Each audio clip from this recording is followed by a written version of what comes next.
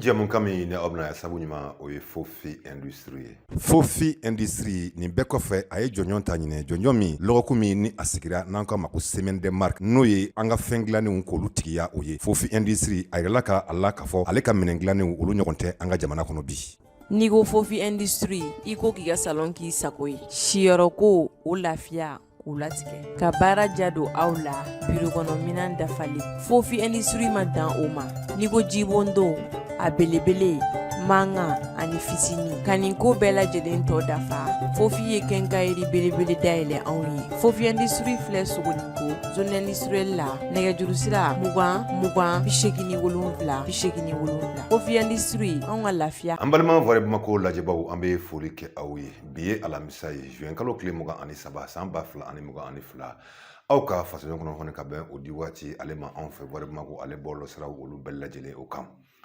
Voire Bamako ale yɛrɛ ka kunnafoni min ni a y'a sɔrɔ kɛrɛnkɛrɛnnen na ko jɛkulu ma ko OMS no Organisation mondiale de la santé ale a yira k'a fɔ k'a daminɛ jumadon juin kalo tile 17 ko min ye sumaya ye o barika bɛ bonya ka tɛmɛ kɔrɔlen kan fɔ ka se uti kalo ale tile 22 o mɔ.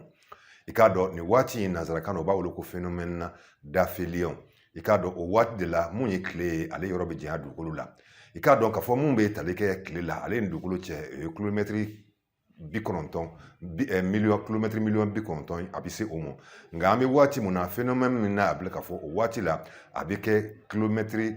million 152 ye o de la ko sumaya min ni o barika bɛ bonya an ka dugukolo ale kan kosɛbɛ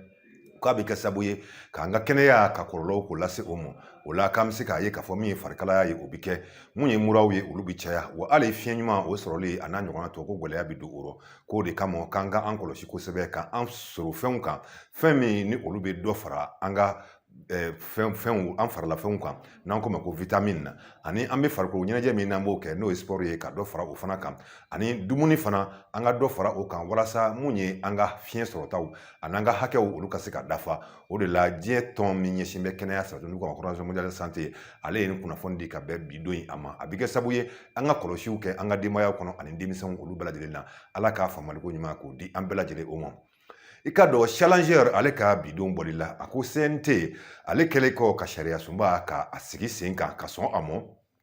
jɛkulu min n'u kama ko ARP k'a b'a ɲini cɛmancɛ fanga ɲɛmaa fɛ n'o ye colonel Asimi Goyita ye k'a ka nin baara in a ka lawaleya tuliyarɔ i k'a dɔn an ka jamana wasabulon nɔrɔbila jɛkulu n'o ye CNT o ye kalata ale sɛbɛnfura o kun ka labɛnni sen kan olu bɛɛ sɔnna a ma ko wa an bɛ waati mun na mun ye fangayintɔn caman ye an ka jamana kɔnɔ an fangayɔrɔ jɛkulu caman k'olu sɔn bɛ a ma o de kama u ye kunnafoni di kɛ min n'o y'u ka ɲɛmaa dankan ye u ko jɛkulu ma ko Action républicaine pour le progrès n'o ye ARP k'a b'a ɲɛ caman fanga ale ɲɛmaa o fɛ a ka nin ko in a k'a don ba la toliyɔrɔ n'o ye k'a promulguer ye ka wele bila minisiri ɲɛmaa ma ko jaabi mun bɔra nin na k'i k'a dɔn politiki sira kan ko ale yɛrɛ kan ka o dɔn kunnafoni min n'u ye a kɛ i k'a dɔn ni a sɛbɛnfura a lasera kɛrɛnkɛrɛnna challenge ale ma u y'a yira k'a fɔ ARP n'o Action républicaine pour le progrès ye ko a nisɔndiyalen a bɛ a da k'a fɔ CNT ye baara ɲuman min kɛ jumadon juin kalo tile 17 san 2027 k'i k'a dɔn ko i k'a dɔn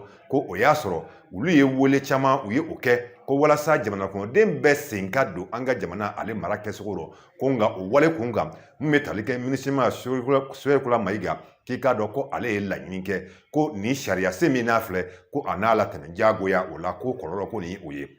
O de la ko nin laɲini kɛlen ye ka bila cɛmancɛ fanga ale wasabulon nɔrɔbila jɛkulu ɲɛkɔrɔ bi k'a dɔn ko a yera k'a fɔ fɛn o fɛn n'o kun bɛ a la n'o ye gɛlɛya ye k'u y'o bɛɛ sama ka bɔ a rɔ k'o de la CNT k'a ye baara min n'a y'o kɛ ko o kɛra sababu ye maliden fanba olu ka jɔrɔnanko ka se ka o ta ba la ko wa k'u bɛ fo ka da o kan k'o la an bɛ waati mun na jɔrɔ min ni o kun bɛ u la bɛɛ ya fanga kɔnɔ fanyintɔ min n'o ye ARP ale ka fɔsogoro a ka bɛ CNT maaw a bɛ u fo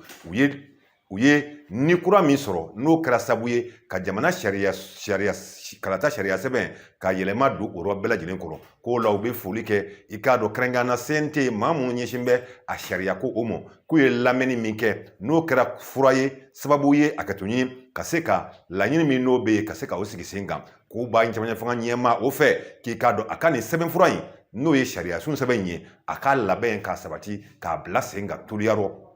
k'i ka dɔn ko o de la mun ye fangayintɔnw ani fasoɲɛma labatɔnw k'olu caman ye nisɔndiya o sɔrɔ a rɔ k'u b'a ɲini mission n'o Soyekula Mayiga ale ye k'i k'a dɔn ko nin ko kuncɛ ko a ye fɛn mun n'o ye sɔrɔ a rɔ k'i k'a dɔn ko o kɔni ko o ye a yɛrɛ ka laɲini ye o la Kuba Intɛmɛ fanga ɲɛmaa fɛ k'a k'i jɔ a jɔyɔrɔ la ko toliyarɔ ka minisiri ɲɛmaa kura ka o ta min n'o tɛ fanga ɲintɔn si maa ye ni a bɛ kɛ fasojama olu ka hakilina o ye i k'a dɔn nin ye fasiri an ye min sama ka bɔ le challenger ale kɔnɔ i k'a dɔn o bɛɛ kɔfɛ sa mun bɛ tali kan an bɛ waati min na sumaya dalen don hali ni sumaya tɛ Sahel infusion te man di te min ni bɛɛ lajɛlen bɛ k'a ko fɔ ba Mali dɔrɔn tɛ koyi diɲɛ tungun naani ale kɔnɔ a fɔ ko minfɛnw bayɛlɛmali i k'a dɔn k'a kɛ minfɛn latikɛw lasago ɲuman jɛya kɔnɔ i k'a dɔn k'u y'o k'o sigi sen kan i ko dabilenniw kangaliba citronnière fɛn o fɛn bɛ yen n'a tun bɛ min yan ka kɔrɔ hali ngɔlɔbɛw kɛ u y'a bɛɛ lajɛlen labɛn walasa galabu kura k'o fiyɛ an nɔ minfɛn ko o rɔ Sahel infusion.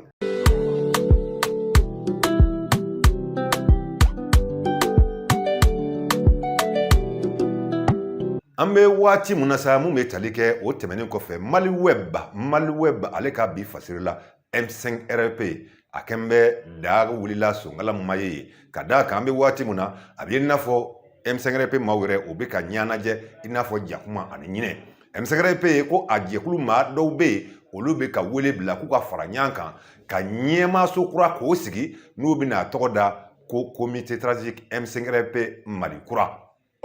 Mali web ka bidon fɔlɔ a ko jɛkulu min n'o ye mouvement du 5 juin rassemblement des forces patriotiques n'o ye M5RP ye k'i k'a dɔn ko maa dɔw olu t'u yɛrɛ ye a kɔnɔ bilen i k'a dɔn minisiri ɲɛmaa ka mara kɛcogo o kun kan o la u ye weleli kɛ n'o ye fara ɲɔgɔn kan ye kunnafoni sira kan n'o ye communiqué ye i k'a dɔn k'a fɔ k'u ka fara ɲɔgɔn kan walasa wulikajɔ min ni o kɛra jɛkulu in fɛ walasa Ibrim Boubacar Keïta ka fanga k'o bin k'o wulikajɔ k'o bila a minɛ kɔnɔ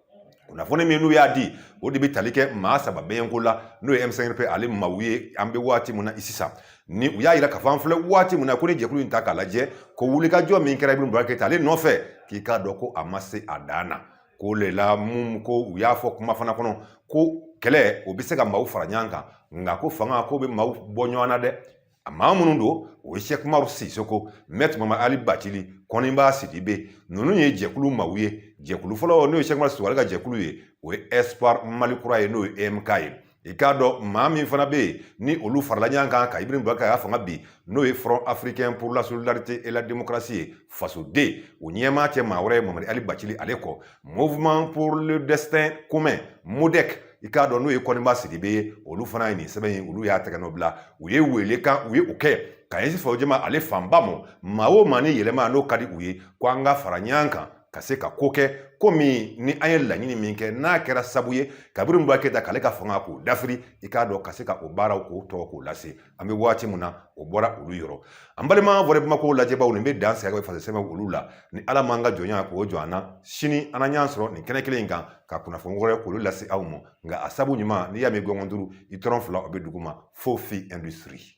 Fofi Industrie nin bɛɛ kɔfɛ a ye jɔnjɔn ta ɲinɛ jɔnjɔn min lɔgɔku min ni a sigira n'an k'a ma ko Semaine des Marques n'o ye an ka fɛn dilannenw k'olu tigiya o ye Fofi Industrie a yirala ka a la k'a fɔ ale ka minɛn dilannenw olu ɲɔgɔn tɛ an ka jamana kɔnɔ bi. N'i ko Fofi Industrie i ko k'i ka salon k'i sago ye siyɔrɔ ko o lafiya k'u latigɛ ka baara ja don aw la biro kɔnɔ minɛn dafalen Fofi Industrie ma dan o ma n'i ko jibondon a belebele mankan ani fitini ka nin ko bɛɛ lajɛlen tɔ dafa Fofi ye kɛnkayiri belebele dayɛlɛ anw ye Fofi Industrie filɛ Sogoninko zone industrielle la nɛgɛjuru sira 20 20 87 87 Fofi Industrie anw ka lafiya